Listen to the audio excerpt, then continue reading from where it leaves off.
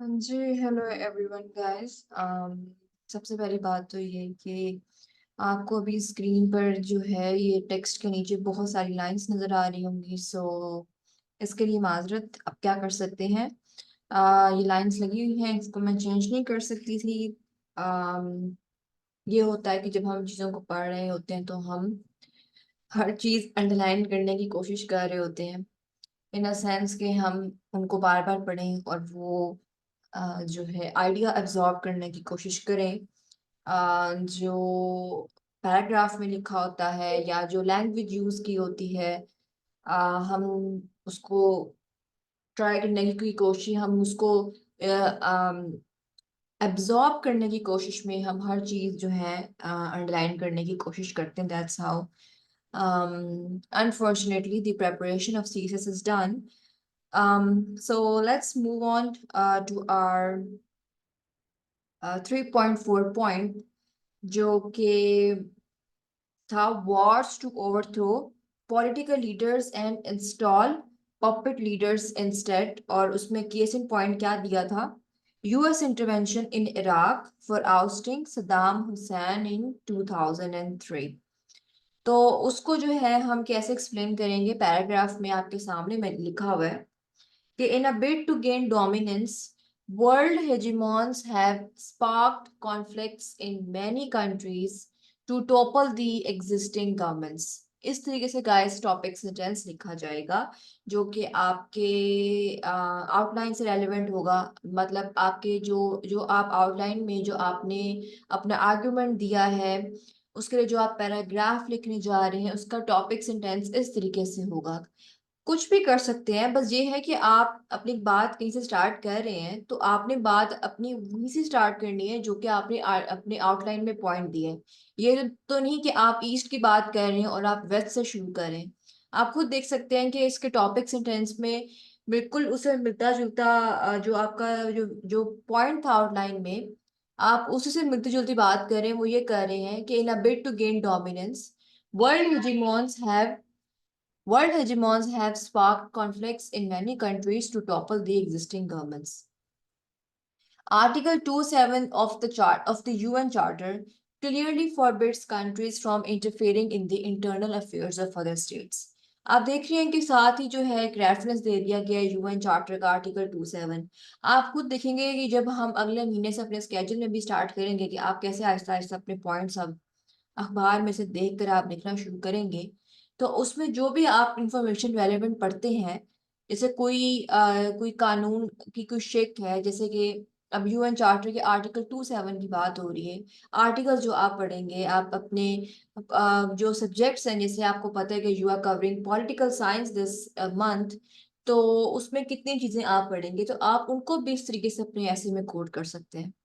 Article 27 of the United Nation Charter clearly forbids countries from interfering in the internal affairs of other states. Doing so is extremely important for the maintenance of internal peace and security। अक्सर लोग कहते हैं जी paragraph नहीं लिखा जाता। आप ये देखें कि आपने कोई भी एक लाइन लिखी है, कोई भी क्या मतलब जो आपने आउटलाइन में पॉइंट दिया है, उसका आपने टॉपिक सेंटेंस लिखा है जो कि ऑब्वियसली उस आउटलाइन से मिलता जुलता ही होगा, क्योंकि आप उसको लेकर चल रहे हैं अपने इस ऐसे में। तो आप ये देखेंगे कि खुद ब खुद जो अगला सेंटेंस होगा वो पिछले सेंटेंस से रेलेवेंट होगा।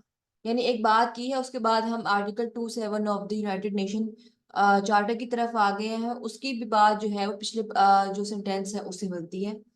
Doing so is extremely important for the maintenance of international peace and security। यानी हर लाइन दूसरी लाइन से इंटरलेट कर रही होती है। However, it is a pity that in the recent past, the global community has witnessed a staggering increase in the wars aimed at toppling certain regimes। This is lethal for the socio-economic prosperity of any society, since it not only paralyzes state institutions but also compromises people's fundamental right to elect leader of their own choice। आप देख रहे हैं English का कैसा flow है, जबरदस्त किस्म का। The intervening parties have rationalized such interventions in the name of counterterrorism and human rights protection. However, such interventions have aggravated the situation. Back in 2003, अब हम जो है वो एग्जाम्पल कोट कर रहे हैं जो केस इन पॉइंट हमने दिया हुआ था आउटलाइन में. The United States invaded Iraq and toppled Saddam Hussein's regime on allegations of the regime possessing weapons of mass destruction. However, in the years that followed, several reports emerged invalidating the claims of the United States of America. Hence, such wars with deep underlying political motives are but one facet of modern warfare. आप देख सकते हैं कि कोई भी जो है उस तरीके से नहीं लग रहा कि कोई बहुत ज्यादा वोकैबुलरी जबरदस्ती थोपी गई है. ठीक है. और जो है वो इस तरह से कहीं भी वो वाइब्स नहीं आ रही कि आप अपने आप को बहुत ज्यादा शो ऑफ करने की कोशिश कर रहे हैं. ठीक है. अगर आप ये बार बार पढ़ें तो बड़ा मजे का लग रहा है.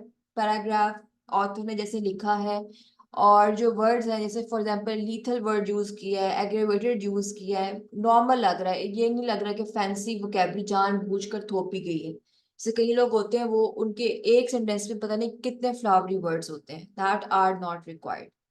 ठीक है. तो इस तरीके से जो है पैराग्राफ होगा. अब अगला जो पॉइंट था वो क्या था. अगला पॉइंट आपने मेंशन किया हुआ है 3.5 जो कि है war on terror to eradicate terrorism from the society. अब ऐसे में ऐसे की जो आउटलाइन है वहां पे केस इन पॉइंट नहीं दिया हुआ. कोई बात नहीं. जरूरी नहीं है कि आपने अपनी हर आर्गुमेंट का या आपने केस इन पॉइंट शो करवाना है क्योंकि बाज़ ऐसा होता है कि आउटलाइन बहुत लंबी हो रही होती है तो हम हर चीज का अगर हम वो लेने बैठ जाएं केस इन पॉइंट तो ये होता है बाज़ के फिर वो आउटलाइन इतनी लंबी सी लगती है.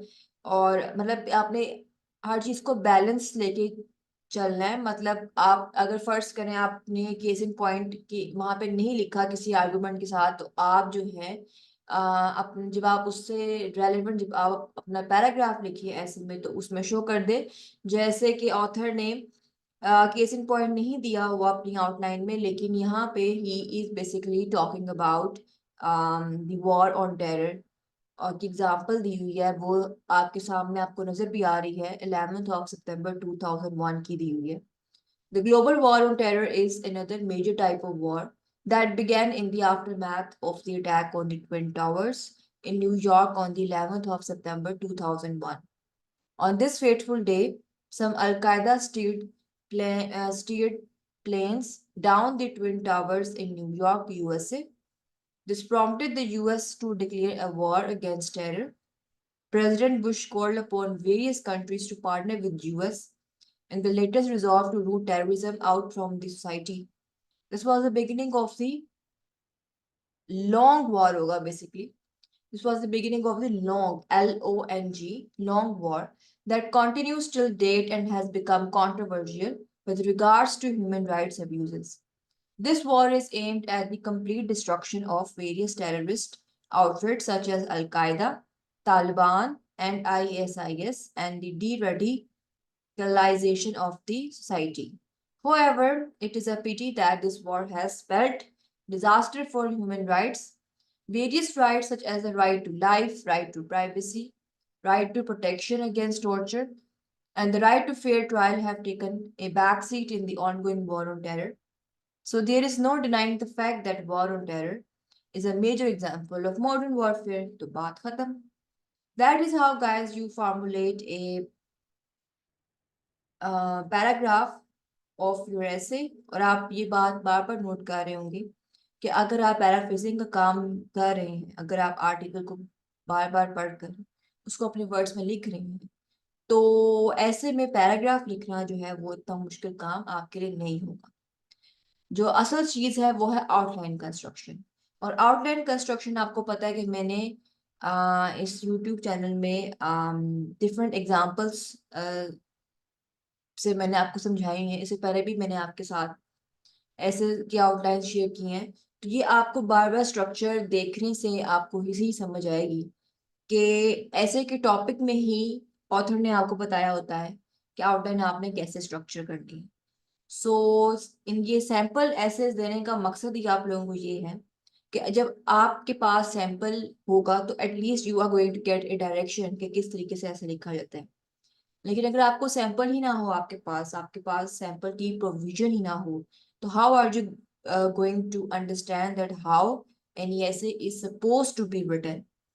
तो इस तरीके से जो है आपको काफी हद तक आइडिया हो जाता है, और फिर आप उस पैटर्न पर आप जो है तैयारी शुरू कर देते हैं। और बहुत सारी चीजें आपको आउटलाइन देखकर यूं भी समझ आएंगी कि जो हम अखबार में अब हम पढ़ना शुरू करेंगे, पढ़ तो हम शुरू से रहे हैं, पैराफ्रेजिंग कर रहे हैं, लेकिन जब हम प्रॉपरली नोट्स बनाना शुरू करेंगे अखबार से, तो हमें आइडिया होगा कि वो वाले जो पॉइंट्स जो हम लिखेंगे in form of one line, तो वो जो है इंपॉर्टेंट पॉइंट्स हम किस तरीके से अपने ऐसे के आउटलाइन में लिख सकते हैं, as case in point, as a form of argument. इसी तरीके से ही गाइस ऐसे फॉर्मुलेट होता है। ठीक है, इसका कोई शॉर्ट रूल नहीं है। सम पीपल एक्सपेक्ट कि उनको एक दिन में पूरा का पूरा जो है ऐसे लिखना आ जाए। This is not going to happen, but how it will happen if you are doing your work on daily basis with consistency, और रोज का काम रोज करें, आप लिखें बार बार, only then you would be in a position to write down complete essay, और फिर साथ साथ उसकी वैल्यूएशन करवाएं, क्योंकि हर स्टूडेंट का अपना एक इंडिविजुअल मसला होता है। इट डजेंट मीन के सारे मसले एक स्टूडेंट को होंगे। ठीक है, तो इवैल्यूएशन करवाएं और उसमें जो है वो आपको आइडिया होगा कि आपके इंडिविजुअल जो लूप होल्स हैं वो कहाँ पर हैं, फिर आप उस पर पर्सनली अपना काम करें, and then you would be in an excellent position to ace this exam with flying colors. Thank you so much. That's all for today.